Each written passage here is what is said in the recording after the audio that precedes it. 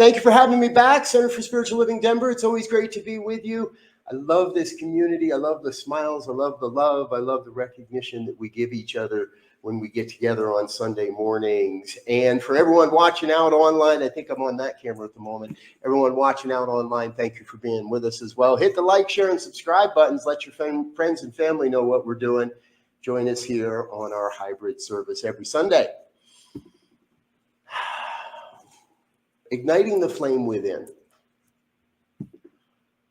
Long ago, a dear friend of mine and a teacher shared a quote from a stage, and I don't really remember where it was, but I do remember that it became very instrumental to my life.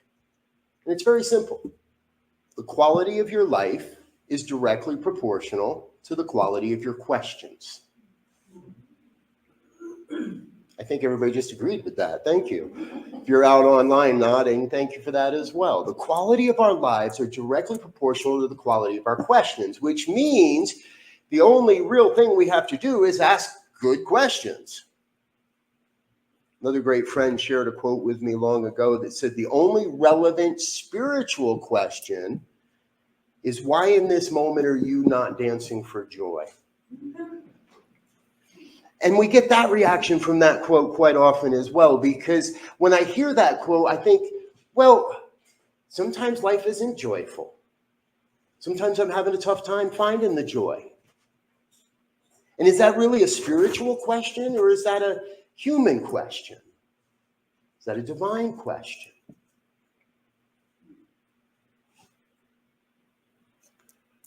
Not very often in public do I share what I'm about to share, because this idea of powerful questions is, I feel, so adequately reflected in this. A whole bunch of years ago now, I packed up my family and we left Colorado. And we had a 26-foot truck with a car towing behind it, and another car behind that with 2 dogs, 2 kids, a cat, and a whole tank of fish. I didn't know fish could get seasick, but I'm pretty sure they did on that drive. And I remember the moment very clearly. For the first time in the trip, Laura, my wife, came up and sat in the front with me in the big truck, and my brother was driving the kids and the animals and more houseplants than we could count. And the phone rang. Don't you know, it always starts with a phone call. Always starts with a phone call. And the phone rang, and all I could hear was, I am so sorry, Mrs. Brzezinski. And at that moment, my mind kind of shut off. And I heard Laura talking to this person, and okay, well, what do we do now? Can you help us? What about? She hung up, looks at me and says, well, I said, yeah, that's my question. Well, what's going on? She was very clear. She said, that was the real estate agent. The house that we were about to move into is no longer available. The homeowners decided to sell rather than to rent to us. Now, this had nothing to do with us. It was a total decision that was just made based on someone else's desires for life. Laura looked at me and she said, what do we do? It's a pretty powerful question. I said, well, I'm driving, so you start praying. And when we get down to Portland in a few hours, I'll open up my computer and we'll take a look and we'll jump onto that website we've been using to try to find a rental. And I'll tell you, at this time, it was really actually kind of tough to find a rental home that we felt would work for what we were looking for. Number of bedrooms, space for the kids, all of this. Wouldn't you know it, we arrived in Portland. I flipped open my computer, and there on the map was this little purple dot. It was a little purple dot that wasn't there 2 days earlier when I closed my computer, and it was a house for sale. Now, in the time it took me to learn to find this, I had learned that nobody in that community picked up the phone after 5 o'clock, at least not rental agents or real estate agents. And it was about 5:15 as I'm looking at this little purple dot on my computer and said, what the heck? And I picked up the phone and I called. There's always a phone call. The miracle was someone picked up. Because the gentleman that picked up was not a real estate agent. He was a friend doing a friend a favor. Within a half an hour, we had an application in. We had everything we needed faxed up to him. The only thing left to do was take a look at the house. Next morning, we got up early. I sent Laura and the kids ahead. My brother and I drove that slow 26-foot truck with the car towing behind it all the way up to where we were supposed to be.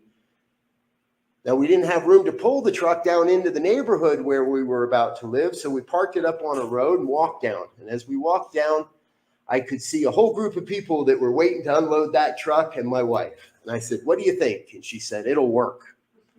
I said, "Okay, where are you off to?" She says, "I'm on the way to the bank to get the money." And in a couple hours, we unloaded that truck. Miracle upon miracle upon miracle was igniting a flame within me because everything was falling into place. Even in the midst of what seemed like adversity, miracles occurred. Until they didn't. It's about 6 or 8 months later that I was sitting in contemplation about the future. And I was asking myself questions because I knew there were powerful questions being asked around the community. And it was at that moment that another phone call came in. You know by now, it always starts with a phone call. Yes. Only this time it was somebody I knew. It was somebody that held a much higher position in an organization that I belonged to at the time. And I was confused. Why would this person be calling me on a Sunday afternoon of all times? And that's when I heard it. "Robert, I'm so sorry. The board's going to ask for your resignation this afternoon." What? I will say I might have asked some questions at that exact moment that, well, let's just say they weren't the best questions or the most powerful questions to ask at that time. Some of them actually have, little 3-letter acronyms that you can use. And I had about 3 hours between the phone call and the meeting that I now knew was going to change the course of my life and the course of my family's life. I went through every scenario possible. How could I save this? How could I fix this? I'm trained. I understand all this stuff. I know how this works. I can fix this. So just give me a chance. So I walked away from that meeting that late that afternoon and that evening. It felt like there was no chance. The answer was no. God had slapped me upside the head and said, "Nope, not going to happen. Not here." And it took a while for us as a family to make a decision about what would come next. And truthfully, in that moment, in those moments following, I realized I am absolutely free. I am free to do anything I want to do. We are free to go anywhere we want to go.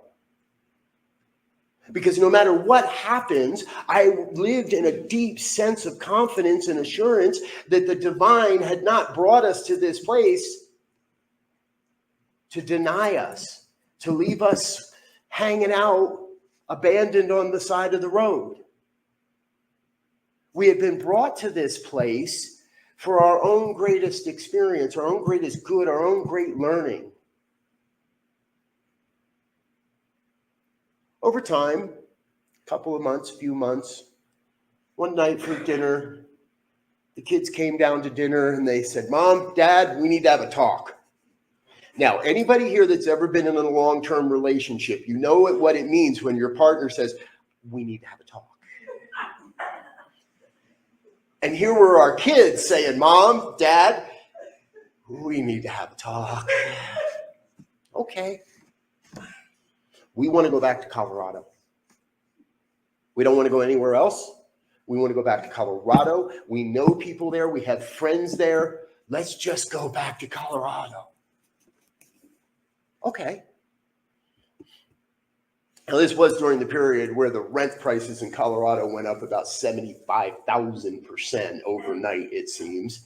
By the time we came back to Colorado, the whole situation had changed. Everything was different. There were things that were the same, people and community, and Aurora was still where it is, Arvada is still where it is, but everything else seemed to have changed. But what didn't change was our experience of this philosophy, our experience of this faith. But we did have a brand new opportunity to create a way of living. Now, this is all in 2017. For those that maybe know the story, New Thought Media Network, the current organization that I sometimes lead, wasn't formed until 2020. So what happened in between? Well, I did something that I tell people not to do. I stuck my head in the sand. And I tried to pretend that this stuff didn't really work. And I took jobs and I took gigs and we made money and things went, but nobody was happy. The kids were just getting by. I was slowly sinking into a depression that I hadn't yet realized. Got so bad, I even went back into telephone sales. I don't think I called any of you, so you're safe. But then it happened. Another phone call. Late in the afternoon, as I'm wallowing in my own pity, my first teacher calls, my mentor. The man who really taught me this philosophy, the man who really explained and demonstrated what it meant to be a spiritual leader in this world, to live a spiritual life in this world. And he called. And he asked a deep question. How you doing? Oh, you really want to know how I'm doing? You don't want to know how I'm doing. But I shared with him. And I poured it out to him. What he said to me was pretty, well, if you let it, it hurts. He said, Robert, sounds like you've let the ego back in charge. No one in this movement wants to hear that their ego is in charge.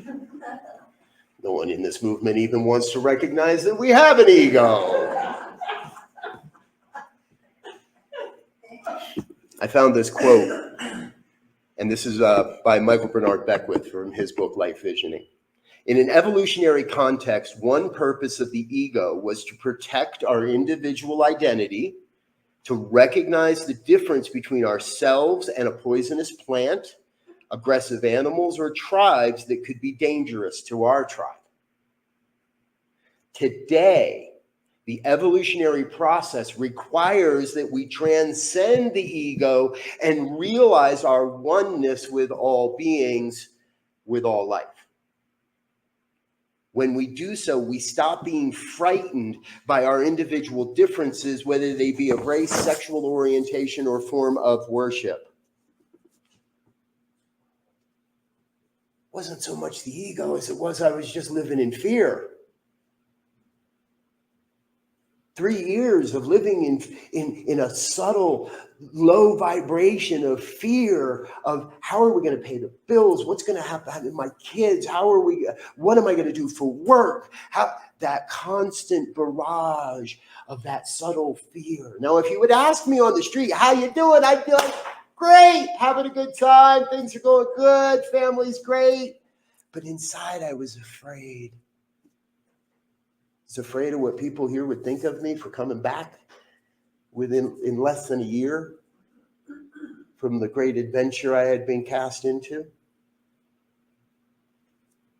was in that phone call, being the man that he is, he ignited that inner flame within me again. And what he told me was very simple and very serious. Robert, I want you to do a 30-day vision quest. 30 days. Every day, I want you to send me a picture of the notes you take from your visioning experience. Every day for 30 days. And if you miss a day, we're done. Wasn't sure if he was real about that last part or not. So I dove into the practice of visioning. Now, I've kind of shifted the term of visioning just a little bit because it makes a lot of people go, what? Or, oh, you mean visualizing? No. If you're unfamiliar with the visioning process as it's known, let's think of it this way. I like to call it meditative inquiry. We bring ourselves into a meditative state. We calm everything down. We get rid of all the chatter and the noise in our brains. And then we ask some powerful questions. Questions like, what's my soul's purpose? What's the highest vision for me? What am I becoming? What do I have to let go of? What do I need to hold on to? What don't I know that I need to know? The type of questions that call us into a deeper reflection and a deeper introspection of who we are, who we've come here to be, and how we are supposed to be a part of a world that works for all.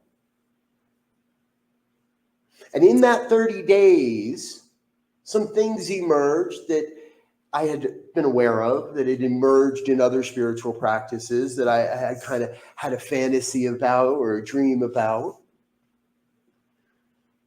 But as I look back on those notes now, for a little over 4 years later, 4.5 years later now, as I look back over those notes,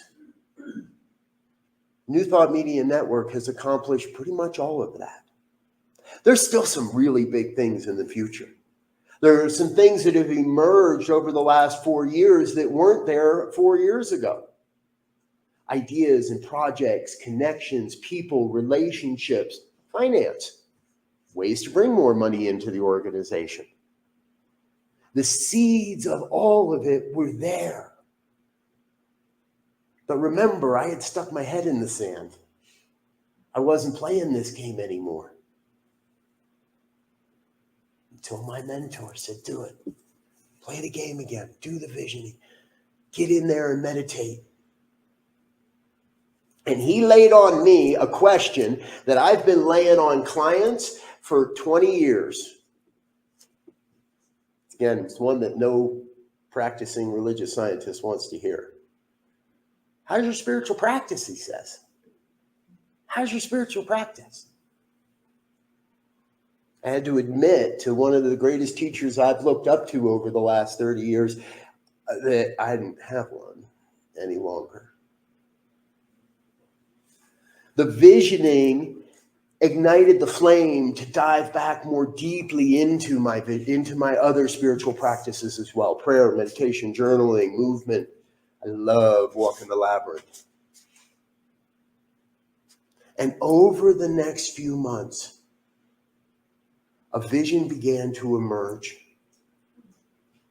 Now, if you're following the story, we were at January of 2020, and I'm not even going to talk about what happened a few months later, other than to say that a few months after that, everything opened up again. I had a sense of that freedom again, that we can do anything. Because everybody's locked at home, and everybody's sitting in front of their computers, and we can broadcast a message of positivity. We can broadcast a message of hope and trust and a deep sense of assurance that we are guided and led to our greatness in every experience, no matter what it might look like. We can share this great message with the world. That's what we set out to do. Along the way, I know we have ignited the flame within for others. I have watched it grow in my team. I've watched it grow in this community. Reverend Elzia was one of the first people to call me sometime late March of 2020 and say, dude, you're the techie guy. What do I do? I said, I don't know. But I bet there is a power for good in the universe that does know. And I bet if we turn to our spiritual practice of meditative inquiry, we can figure that out. We can decipher the signs. We can look at the clues. And we can jump out onto the skinny branches and see what we can create. This community jumped out on the skinny branches again a couple of years later when you decided to move into this space and decided to create a hybrid service. So thank you again to everybody online watching. You make this possible too.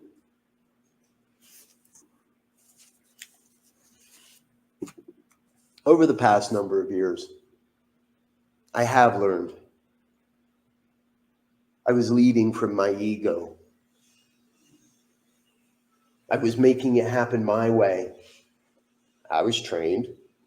I had the degree. I had the credentials. I had the backing. I had everybody's best wishes. I had God on my side. How could I be leading from the ego? I was frightened I wasn't good enough. But here's what I know. Everybody's good enough at something. You may not be the best at this thing or that thing. Personally, I am not the greatest cook in the world. Lara says she's going out of town. My youngest goes, oh, great, Dad's cooking for 2 weeks. It's the truth. But what I know is there is a greatness within me. And if that's true of me, and we all really do live in a world of oneness, then that means there is greatness within each one of you as well. I want to invite you to keep an eye on what we're doing at New Thought Media Network. We're leading from vision and doing everything we can, not to eliminate the ego, but to be super aware, super conscious of when we're letting the ego tell us how it should be or what needs to happen. I believe that as a human race, we are on the edge. We are actually already in the activity of a massive new vision for how humanity shows up and lives on this planet. And I see everybody in the room nodding. So if you're not nodding out online, now is the time to go like this. Or you can give us a thumbs up or a like or something like that, right? Comment down below. There we go. Have you ever been on fire about something and nothing could conceive you otherwise? Where'd that come from? I think it comes from the vision. I think it comes from the grand vision for all of humanity, a world that works for all life. Not just those of us in the human bodysuit, but it works for the creepy crawly creatures and the furry creatures and the scaly creatures, the alien creatures that come and visit occasionally. It works for all of life. And you can try and stick your head in the sand if you want. But my sense is if you're in this room, you're not that ready to go there. You stop coming to church before you stick your head in the sand, by the way. I believe each of us has within our soul, within our heart, a burning sense of greatness, a vision, a dream, a desire, or that thing that we just can't say no to. My invitation to you today is to go out this year, this summer, this afternoon. Start living that. And if you're not sure how to do that, well, that's okay. That's why we have coaches in the world. That's why we have practitioners in the room. That's why we have people that can help you get in tune with what is your spiritual practice. I'm not going to say you need to do 30 days of visioning. Although I did recently have a student claim to me they were going to do a 90-day vision quest. And my immediate thought was, good luck. Let me know how that works out for you. That seems like a pretty big commitment. But it made me think, I could do that. What if I did that? What if everyone on a regular basis not just said, oh, I'm going to do a little visioning and a little meditation and I'm going to ask God what I should do here? But what if everyone made a commitment in your spiritual life to invest an amount of time daily to be in meditation and to inquire about what it is that wants to happen here? Heck, maybe you've got an important meeting coming up this week, and you know what? There are these great little meditation chambers on pretty much every floor of every office building I have ever been in. They're called restrooms. You slip in there, you close the door. Most of them have a little door you can lock even, a little cubicle within the cubicle. You go in there, you lock the cubicle, and you ask yourself, what is the highest vision for this meeting? Or what do I have to let go of for the highest vision to reveal itself in this meeting or this negotiation or in my relationship? What is it that I need to know? It doesn't have to be a big, huge, drawn-out process. You don't need angels singing and candles to light and bells to chime. Just get still, get quiet. Pull into a parking lot, park in the back corner, close your eyes and ask yourself, what am I becoming? What am I becoming in consciousness?